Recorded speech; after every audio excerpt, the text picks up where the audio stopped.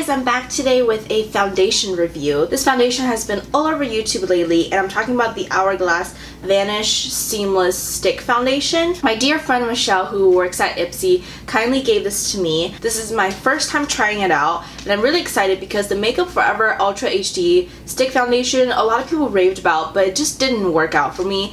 I did do a review on that, so if you're interested, I will link it on the screen right now. But even though that formula didn't work for me, I really realized how easy it is to travel with the stick foundation, just because you can draw it on and basically buff it out, especially, you know, when you're on vacation or business traveling. It's just super easy and really time efficient.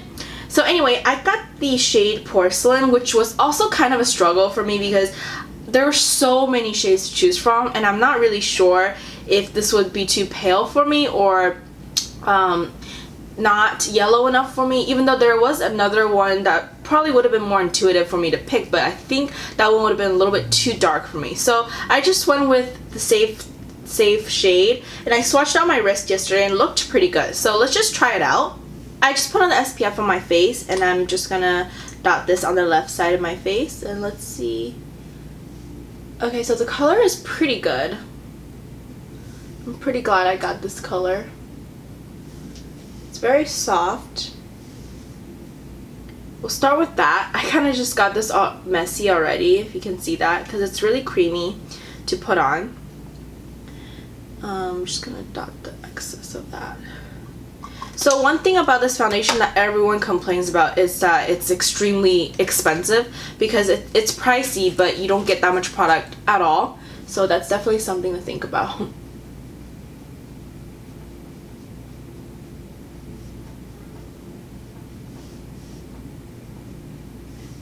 Okay, it's really full coverage on first impression. The color is actually perfect. I'm glad I got this color. By the way, my perfect shade is Makeup Forever White 117 or 225, which is about a NC15 in MAC. I get that question a lot, but I don't really use MAC products, so it's hard for me to tell, you know, like what number I am in MAC. It's pretty full coverage. I have some blemishes over here, and that's pretty much all covered up. Honestly, I don't think I would go in with another layer. Anything from here on out, I would just top off with concealer if I wanted to. Okay, so I do like the finish with the brush. It's not streaky at all. It is caking up a little bit right here. I will zoom you guys in. Yeah, it's caking up a little bit on the cheek. Nose isn't doing too well, but it's not the worst I've seen. Maybe I can make it better with a little bit more product. Let's see how it will do with just a tiny bit more product on the nose, because I really want to fix that. And obviously my opinion is different because I did receive this foundation for free, while like if you were to buy this foundation with your own like 40 however much dollars and it's not working perfect, then you obviously wouldn't want to do that, you know what I mean? But since I received it for free, obviously I'm going to be more forgiving in my review, and I will be conscious of that when I tell you guys what I think, because I mean, free things are always good. Okay, I tried to add a little bit more on the nose. It just didn't really work. It actually has kind of a luminous finish, if you can see on the side of my face, and it's a little bit sticky still. I'm not sure if it'll ever set, but yeah, it's a luminous finish and I really like the color. Let's move on to the other side of the face, see how it does with the Beauty Blender. Okay, so now on this side of my face, I'm going to apply about the same amount. It still feels really good just to glide it on your face. So easy. I have some blemishes down here. I think these are hormonal, like down the chin. It's so annoying, like it's one of those like under the skin bump things. Okay, so I'm just gonna start with that much, and then with the Beauty Blender I'm gonna pounce it out. Let's see.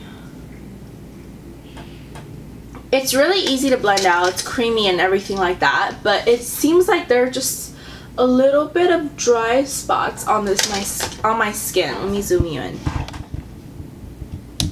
Okay, this is about the closest I can show you guys, but let's see, not sure if you can see, just seems to cake up a little bit on the cheek. But you can see that luminous glow. It's kind of weird. Coverage is good. There's some dry spots around my cheek, but honestly, it's not too horrible. Obviously, it's not ideal, but I can say it's already better than the Makeup Forever stick foundation because my nose isn't as patchy as it was in that video, which you can check it out. Like, it was super patchy. Also, I found that stick foundations actually wear better throughout the day, so I'm gonna test that out. I'm gonna finish the rest of my makeup and I'll be back. Okay, so that's what my makeup looks like. It's about 11 a.m. right now. I'm gonna wear this all day. I'm probably gonna go outside and maybe go to the gym. I'm not sure, but I will let you guys know and check back at the end of the day and see how everything lasted. Let's do another close-up right now.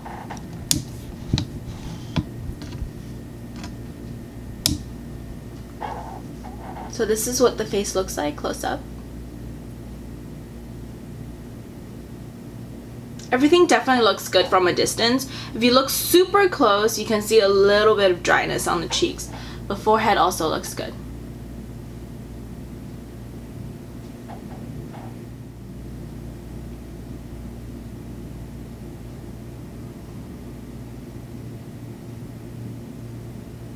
Hi guys, I just want to quickly show you guys what the foundation looks like in natural lighting because I realized with studio lighting sometimes it looks a little bit harsher and I don't know, like different. So this is what the makeup looks like in natural lighting. I'm just basically sitting in front of a window. It's, you know, noon, so the light is very strong.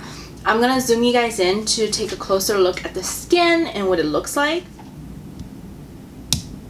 So hopefully right now it's not blurry and zoomed in perfectly, but this is what the skin looks like. Again, not perfect on the nose area, but I think I can make that work better. But generally it looks really good, I think.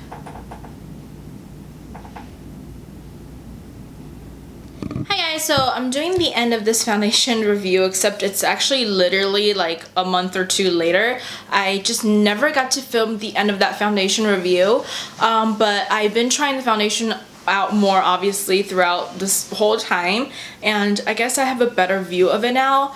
I would say I am wearing it today, and I started wearing it maybe around 1 p.m.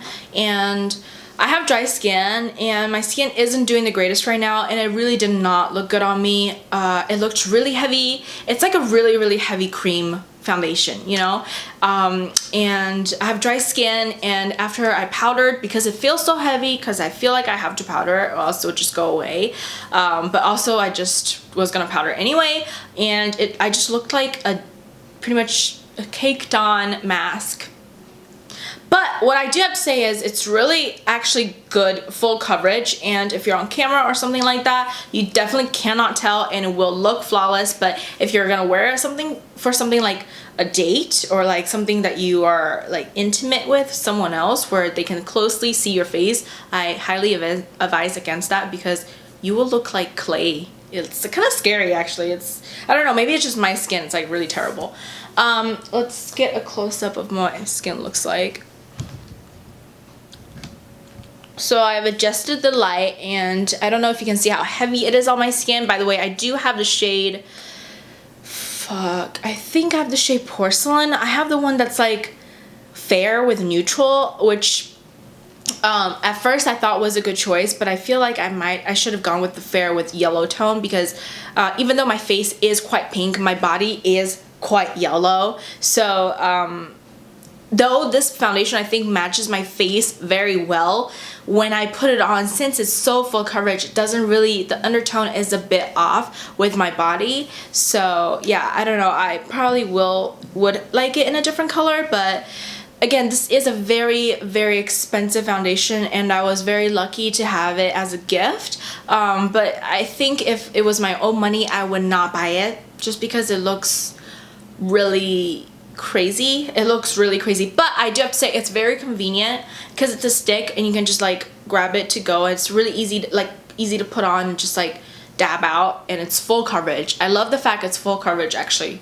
I'm like into that full coverage thing, just not into the clay looking. But yeah, I feel like my body is a bit warmer than my face, but it's fine. Like after bronzer and everything, it's fine. So I don't know, like if you're really into full coverage and your skin is good enough, I would give it a try. Whatever, I would give it a try anyway, just because return policy is so friendly and you can just do whatever you want. I mean, if you don't like it, just bring it back, you know? Okay, so finally I get to close out this review. I hope you like this. Let me know if you've tried it. And yeah, I just filmed a Kylie lip swatch video and also what's in my bag. So those are coming your way soon enough. So I'll see you guys next time. Bye!